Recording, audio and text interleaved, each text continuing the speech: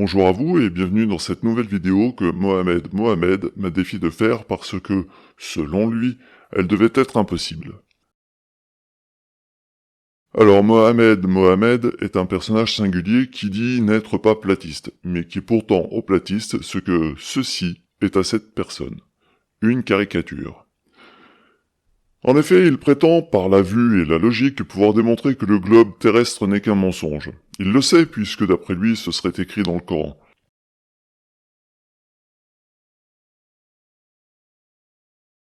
Ce qu'il ne veut pourtant pas comprendre, c'est que lorsque je veux faire une belle tarte aux pommes, je ne vais pas ouvrir un livre de mécanique.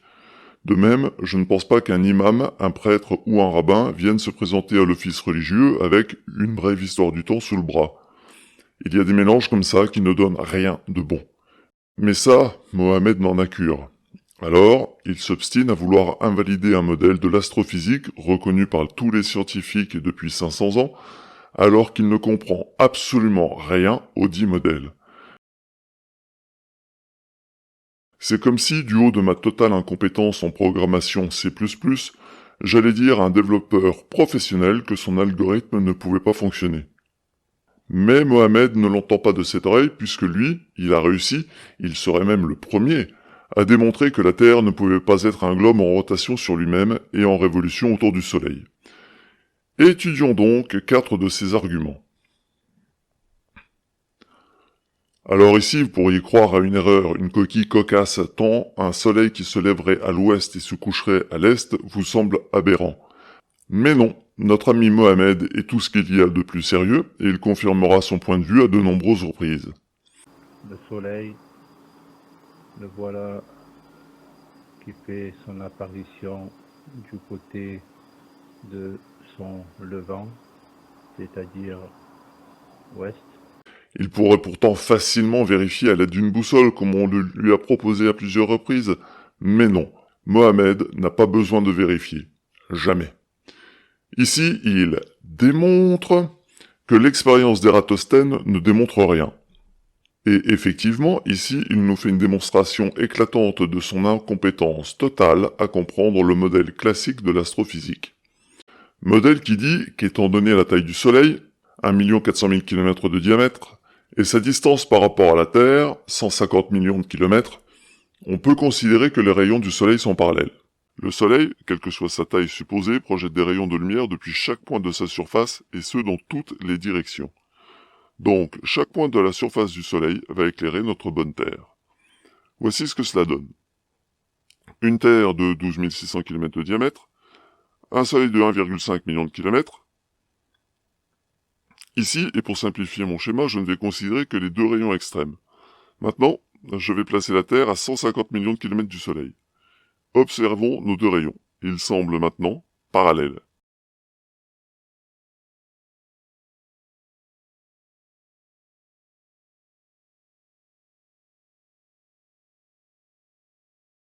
Mais ils ne le sont pas réellement.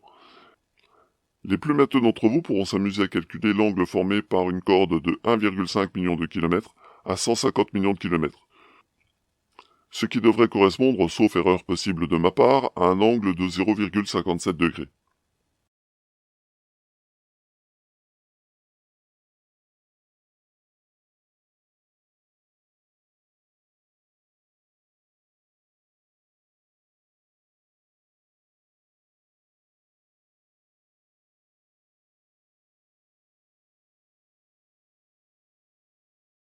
Mais pour démontrer que ce modèle classique ne fonctionne pas, Mohamed décide de faire sa démonstration avec un tout petit soleil dont les rayons sont divergents.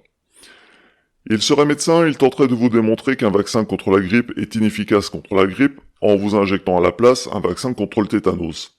C'est stupide, mais c'est comme ça que fonctionne Mohamed.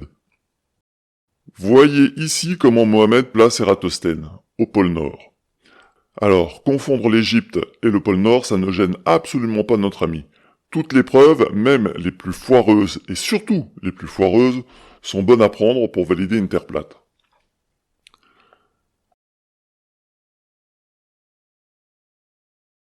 Enfin, voici la pensée d'un homme qui décide d'ignorer l'hémisphère sud. Car, n'en déplaise à Mohamed, lorsqu'on se trouve dans l'hémisphère sud, plus on va vers le sud, plus il fait froid. Allez passer un mois d'août en Antarctique pour vérifier et laisser tomber la crème solaire, vous n'en aurez pas besoin.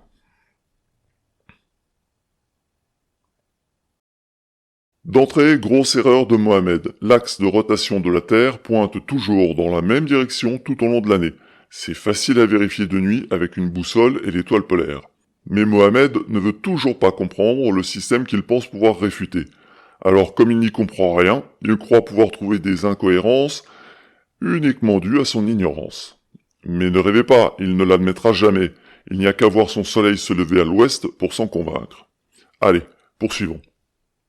CQFD, merci Mohamed de confirmer que tu ne comprends rien à ce que tu tentes d'affirmer. Le point A de notre ami Mohamed semble être le pôle Nord.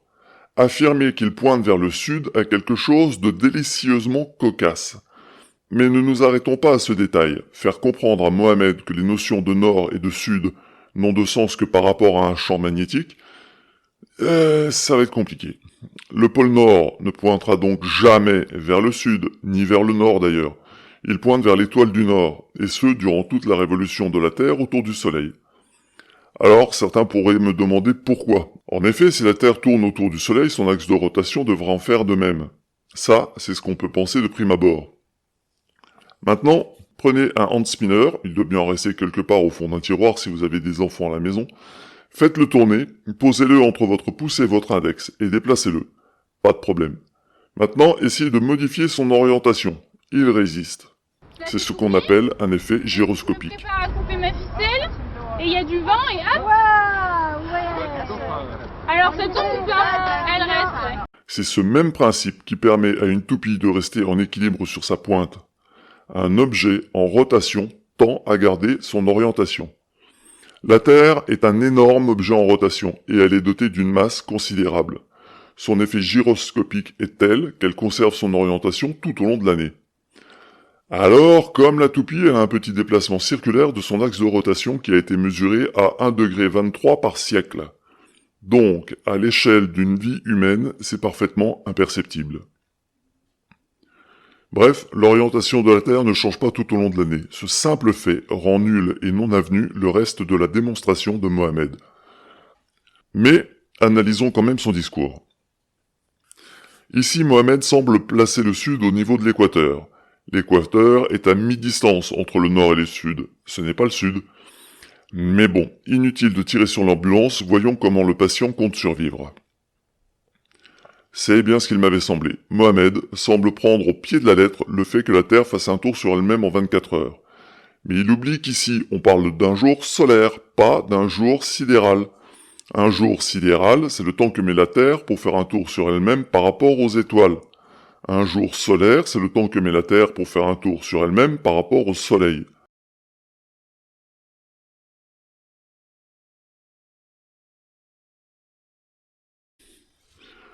Alors, voici mon dispositif.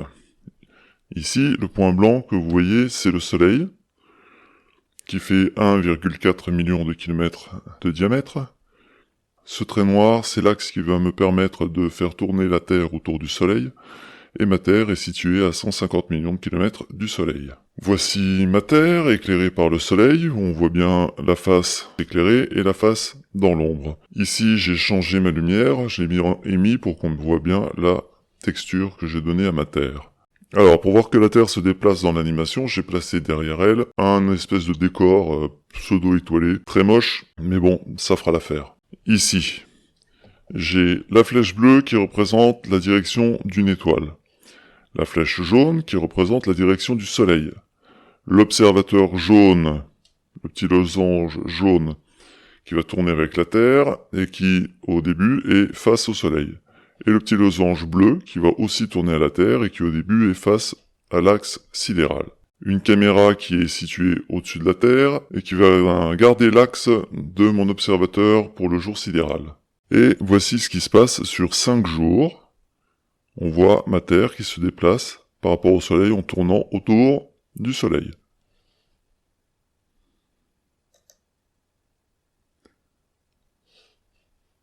Bien, maintenant animons tout ça et observons ce qui se passe depuis notre caméra qui regarde la Terre.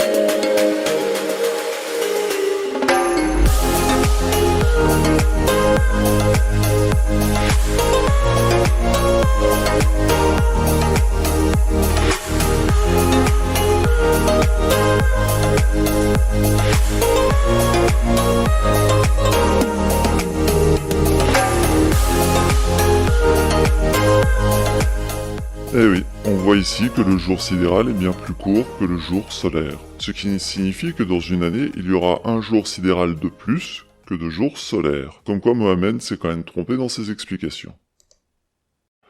Ignorant la différence entre les deux, Mohamed se plante encore dans sa démonstration, à croire qu'il le fait exprès. Donc, si l'observation de Mohamed se fait à heure constante, a priori midi solaire, les heures étant le 1/24e d'un jour solaire, pas d'un jour sidéral. L'orientation de l'ombre du bâton sera donc la même que sur sa terre plate. Conclusion, Mohamed a parfaitement démontré son incapacité totale à démontrer quoi que ce soit. Mais attendez, c'est pas fini. Mohamed nous a réservé une petite cerise sur son gâteau. La parfaite maîtrise de la logique de Mohamed. Bon, là je suis méchant, j'avoue, c'est pas bien. Traduit en langage moins approximatif, Mohamed nous dit qu'il y a une incohérence entre le nombre de jours réels, 365, et le nombre de jours qu'il trouve d'après ses observations. Et le bougre, il a presque raison. Le seul hic, c'est qu'il ne comprend pas la différence entre un jour solaire, 365 par an, et un jour astral, 366 par an.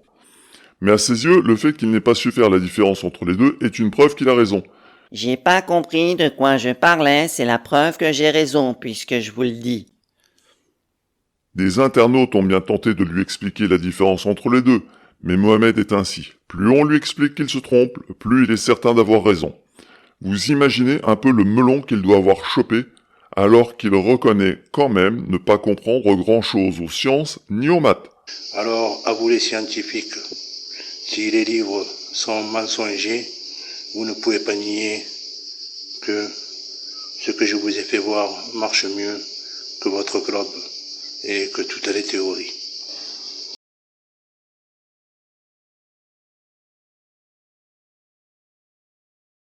Alors, votre globe, je vous ai toujours dit qu'il ne donnerait ni une seconde en plus, ni une seconde en moins sur sa clarté ou son obscurité.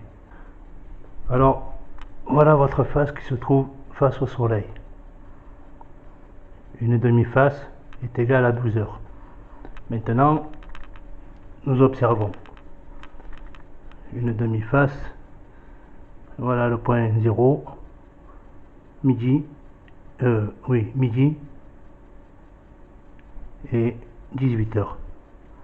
Alors, le point 0, de 0 à midi est égal à 6 heures, de midi à 18 heures est égal à 6 heures, 6 heures et 6 heures font bien 12 heures. Maintenant, je me remets là où le soleil se trouve et je vois qu'une face a disparu en 12 heures et qu'une autre face est apparue en 12 heures. C'est-à-dire ceux qui se trouvaient face au soleil ont eu 12 heures de clarté et ceux qui se trouvaient du côté de l'obscurité ont eu 12 heures d'obscurité. Je recommence, je vous refais un demi-tour, on va bien vérifier. Le point 0, 12 heures plus tard. 12 heures plus tard, il y a le petit trait qui indique, et voilà. Donc, l'axe de rotation. Il tourne.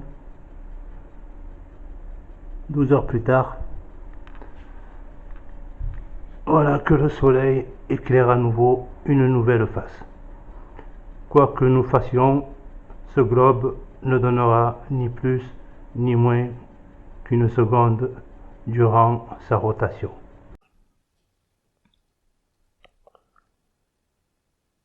Bon, vous avez compris l'erreur? Non? Alors je vais vous montrer et par la même occasion, nous allons pouvoir nous interroger sur les capacités d'observation de notre ami Mohamed. Son expérience avec son globe part d'une bonne idée, mais les observations sont ratées et les conclusions erronées. Mohamed n'aime pas le mot mensonge, mais là je me demande quand même sérieusement à quel point Mohamed est, petit a, idiot au point de ne pas comprendre sa propre expérience et ce qu'il faut en conclure. Petit b, manipulateur pour essayer de nous vendre de la merde pour le plus merveilleux des mets raffinés. À ce stade, je vais faire comme lui, je vais laisser les internautes choisir la version qui leur plaît le plus. Alors, refaisons son expérience à ma sauce. Nous avons là le globe, la partie noircie qui représente la nuit, la partie colorée qui représente le jour. Et pour bien marquer la nuit, je rajoute un cube noir qui représente ce qui n'est pas éclairé par le soleil. Maintenant, plaçons des observateurs sur notre Terre. Un à 80 degrés de latitude nord, un à 45 degrés de latitude nord, un sur l'équateur, un à 45 degrés de latitude sud et un à 80 degrés de latitude sud. Bien. Vous remarquerez aussi que là, en rouge, j'ai bien différencié chaque fuseau horaire. Ici, je ne parle pas des fuseaux horaires administratifs, mais des fuseaux horaires par rapport à l'heure solaire. Voilà, nos observateurs, qui sont tous sur le même méridien, se trouvent à minuit. Bien, maintenant mettons tout ça en mouvement et comptons les heures.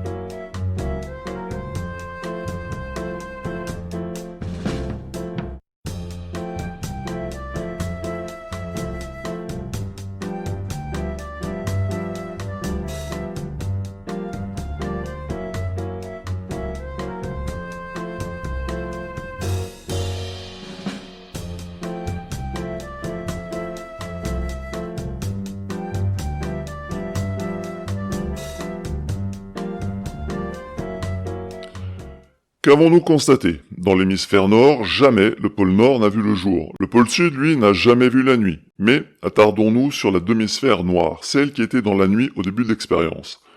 Dans l'hémisphère sud, jamais elle n'a atteint le terminator, alors que dans l'hémisphère nord, elle l'a déjà dépassé. Eh oui, Mohamed, ne rien vouloir comprendre au modèle que tu prétends enterrer ne te rend pas service. Bien au contraire, ça te fait passer pour l'idiot du village. Nous avons eu cette conversation sous un bon nombre de tes vidéos, tu sais, celle dont tu as bloqué les commentaires. Mais la vidéo de Mohamed n'est pas terminée. À l'automne, vous dites que votre globe... Vidéo qui nous montre à quel point Mohamed sait se montrer manipulateur. Pour nous montrer qu'il a raison, il nous détaille son expérience favorite à l'équinoxe. Derrière elle. La face A, qui est face au soleil. La face B, qui est dans l'obscurité. Et ici, nous voyons un petit point qui se trouve dans l'axe. Et vous voyez que ce petit point va faire un grand chemin pour faire un tour en entier. C'est-à-dire comme ceci. Je vais vous expliquer tout doucement, parce que petit chemin, grand chemin imaginaire, je vais vous enlever toute votre imagination. Voilà. Il a fait un grand tour en 24 heures. Petit chemin. Vous voyez le tour. Il a fait le tour, lui aussi, en 24 heures. Alors maintenant, nous sommes face au soleil. Voilà votre petit chemin. Voilà votre grand chemin. Une demi-rotation. Cette face et face, au soleil. 2 petites secondes. Je vais donner encore plus d'explications. Voilà. Je mets une postiche face au soleil et de l'autre côté où il y a la postiche, face à la nuit. Point de départ, ici. Point d'arrivée, 12 heures plus tard. Voilà votre petit chemin. Voilà votre grand chemin. 12 heures plus tard,